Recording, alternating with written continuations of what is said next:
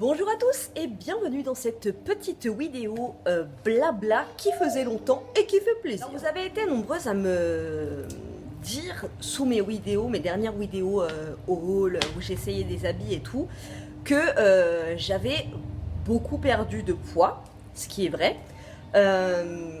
Et vous vouliez savoir un peu comment j'avais fait et tout. Et en même temps, vous avez remarqué que cet été, enfin à partir de juillet-août, j'avais été un peu moins présente. Du coup, cette vidéo, elle va répondre à tout parce que sur la fin, tout est un peu lié en fait. Donc on va commencer par ma perte de poids. Et pour celles qui arrivent et qui connaissent pas l'histoire, je vais récapituler un peu. Donc en fait, j'ai deux enfants. Pour mon premier enfant, j'avais pris 18 kilos que j'avais perdu. Avant de tomber enceinte de ma fille, j'avais pris 4 kilos.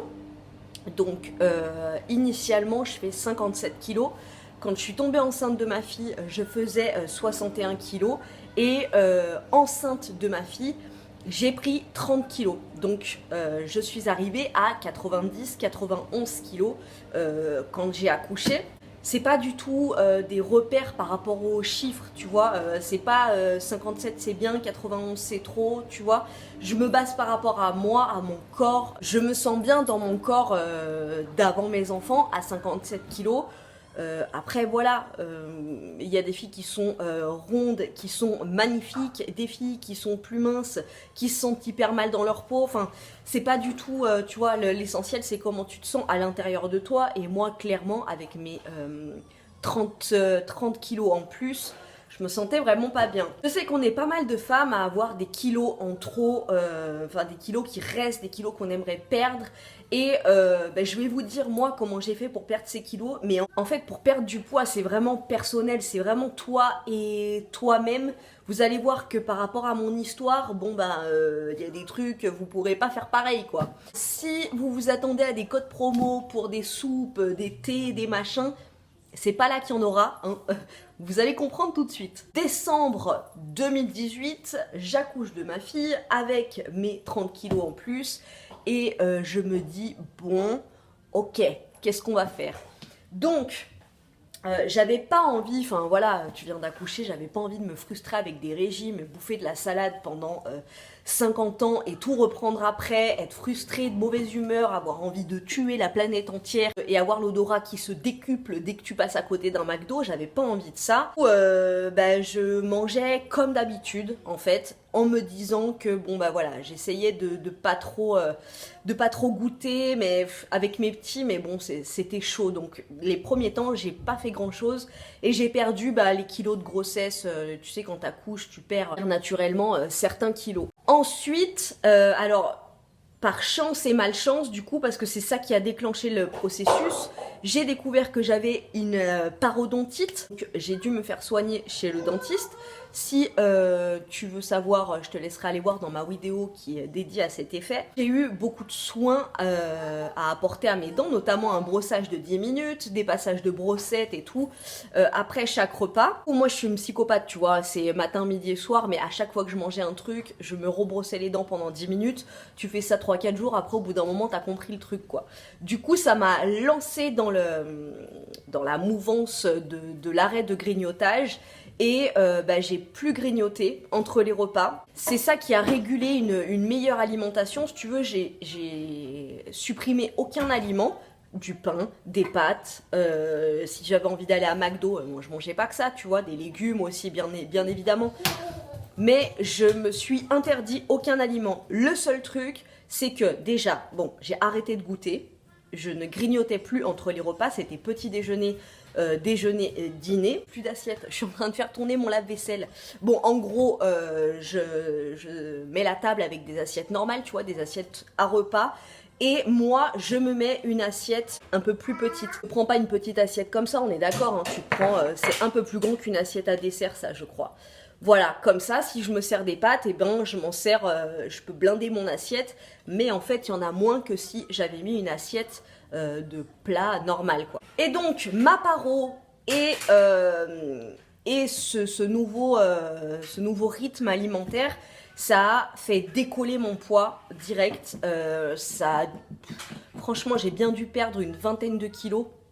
Donc là, ça s'est pas fait en 2 mois. Hein. Là, je te parle, j'ai perdu 30 kilos. Là, j'en suis à moins 30 kilos pile poil aujourd'hui. Et ça fait, ma fille a 22 mois. Donc ça fait quasiment 2 ans, tu vois. Donc voilà, ça, donc en l'espace de, je dirais bien 1 an, ouais, j'ai perdu 20 kilos. Que ce nouveau régime alimentaire me va très bien, tu vois, j'ai aucune frustration. Je pense qu'à partir du moment où tu commences à te frustrer, c'est même pas la peine, quoi. J'ai eu fait le régime soupe au chou, où tu perds, c'est le régime 804, 4 kilos en 8 jours. Mais parce que j'avais 4 kilos à perdre et que ça dure une semaine. Là, j'avais 30 kilos à perdre. Tu peux pas te frustrer. 30 kilos, tu vas pas les perdre en un mois ou 2, tu vois. Tu peux pas t'affamer pour perdre 30 kilos sur une longue durée. Forcément, c'est voué à l'échec. Et putain, c'est bon, quoi. On n'a qu'une vie. C'est pas pour manger que de la Batavia. Tu vois ce que je veux dire ? Sans sauce en plus, non merci. Si lors d'un repas, même le soir, j'avais envie de manger des pâtes avec un petit morceau de pain, eh ben je mangeais des pâtes, des spaghettis bolo avec un petit morceau de pain. Mais je me resservais jamais, je me servais dans ma petite assiette, je me resservais jamais, et une fois que mon repas était fini, là, tu vois, je vais pas manger un bounty devant l'amour est dans le pré. Voilà. Si vous voulez perdre du poids sur une longue distance et que il n'y ait pas de risque que les kilos reviennent en force, c'est-à-dire 2 fois plus, tu vois.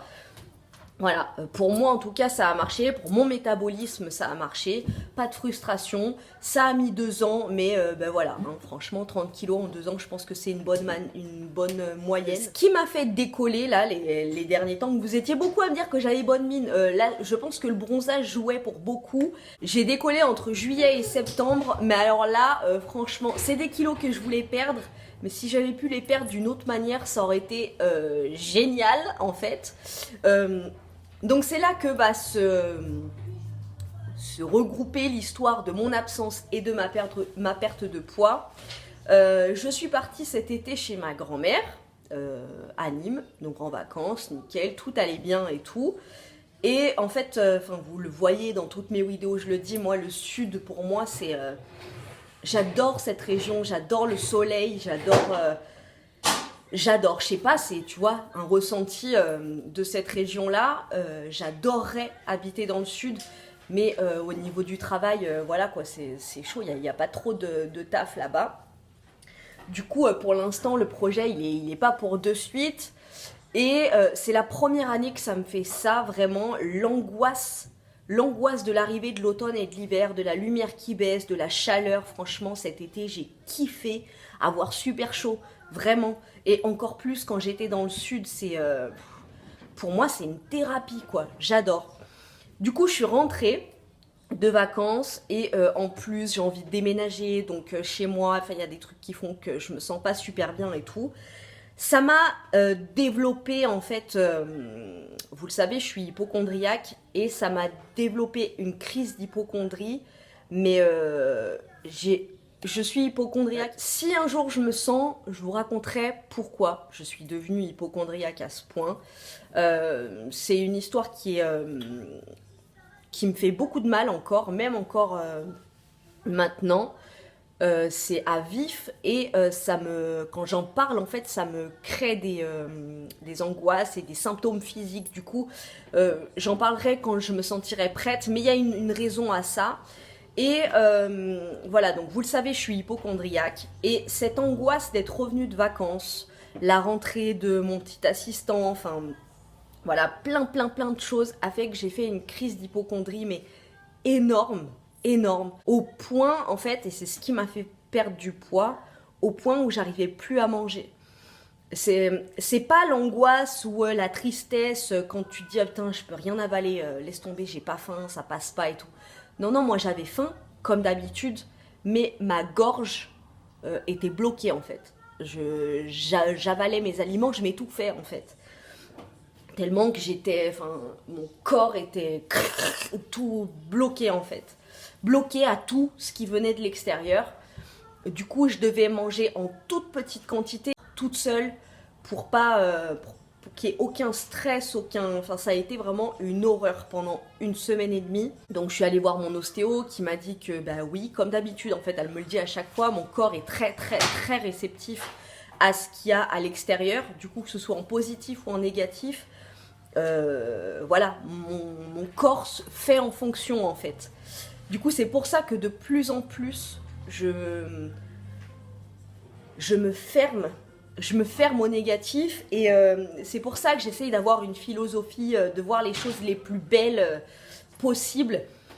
Je vis pas dans un monde de bisounours, je suis consciente qu'il y a des choses horribles sur cette terre, mais mes enfants, moi, je nous protège au maximum. Donc voilà, grosse crise d'hypocondrie qui m'a quand même valu plein d'examens. C'est allé jusqu'à l'IRM quand même. Donc grâce à Dieu, tout va bien. Mais en fait, il y a des hypocondriaques qui sont rassurés quand ils vont chez le médecin. Ils veulent tout le temps aller chez le médecin, faire une tonne d'examens. Moi, c'est une grande phobie, une grande angoisse, une grande épreuve à chaque fois que je dois faire un examen. Et là, j'ai dû en faire 3-4 d'affilée en 2-3 semaines. Et à chaque fois, la prise de rendez-vous, l'attente du rendez-vous, le passage au rendez-vous, les résultats, l'attente des résultats, tout ça, ça m'a éprouvé, ça m'a fatiguée, ça m'a angoissée. C'est ça qui a fait que déjà d'une, je me suis pas trop mise dans les réseaux sociaux, j'avais pas trop envie d'en parler, j'étais vraiment très mal. En plus, moi j'ai l'exemple de ma maman, quand j'étais petite, elle a jamais montré ses faiblesses, tu vois. Elle a toujours été hyper forte, toujours. J'ai pas le souvenir quand j'étais petite d'avoir ressenti une angoisse chez ma maman, je sais pas, un truc qui allait pas, qui aurait pu m'angoisser en fait. Et pour moi, ça a été tellement rassurant d'avoir une maman comme ça que j'essaye au maximum d'être une maman comme ça en fait pour mes enfants. Et du coup, cette grosse angoisse que j'avais en moi, je devais pas la montrer. Et du coup, dans mon corps, ça s'amplifiait, c'était encore pire. Donc voilà la raison de ma perte de poids. D'un coup là, pour le coup, j'ai perdu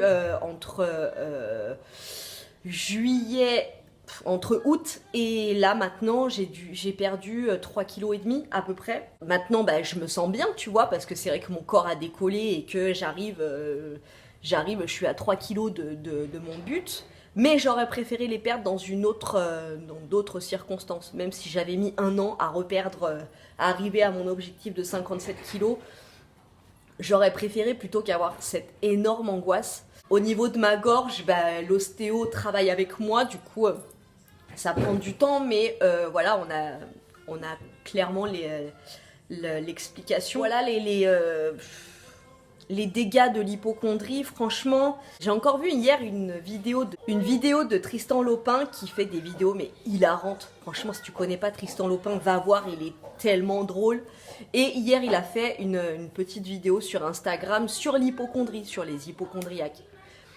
Et c'est vrai que je me disais, mais c'est vrai, tu vois, ça prête à rire. Quelqu'un qui dit, putain, je suis allé voir sur internet, je vais crever, j'ai un truc et tout, je me sens trop mal.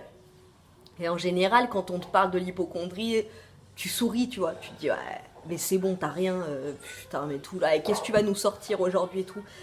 Et en fait, c'est un mal-être profond. Franchement, c'est un mal-être profond. La dernière fois que j'avais fait une vidéo sur mon hypocondrie et tout, j'avais eu plein de commentaires qui me disaient t'as pas de raison de te plaindre comme ça et tout. Mais on le sait, pour toutes les personnes qui sont hypocondriaques, on le sait. Ce serait tellement mieux de pas avoir cette putain d'idée gangrénante dans la tête. Ce serait tellement magnifique. Moi, j'adorerais. Je suis en train de travailler. Donc voilà, après, je vous ai expliqué mon point de vue, je vous ai expliqué ma perte de poids, je vous ai expliqué mon absence. J'aimerais beaucoup, je sais, en général, je sais que sur cette chaîne, vous êtes tous bienveillants, intelligents, il n'y a pas de problème. Mais si, vous voyez, j'ai même du mal à exprimer en fait ça. Si je vous ai hérissé, si je vous ai énervé, j'en suis désolée. Je travaille dessus pour ne plus avoir cette hypocondrie. Voilà. Sur ce, vidéo blabla et tout, ça m'a bien plu. J'ai envie de faire plus de choses comme ça sur cette chaîne, de parler un peu de tout, de rien, de sujets un peu plus légers, parce que bon là, même si on parle de poids, derrière il y avait un truc un petit peu plus chiant du bulbe. Mais voilà, si vous avez des petites idées de débats qu'on pourrait avoir sur cette chaîne, franchement je suis preneuse, parce que c'est vraiment des petites vidéos qui me plaisent. Je vous fais des gros bisous. Je vous remercie d'être là, d'être toujours aimant, gentil, bienveillant, rigolo, positif. Je vous remercie et je vous dis à très bientôt dans une prochaine vidéo.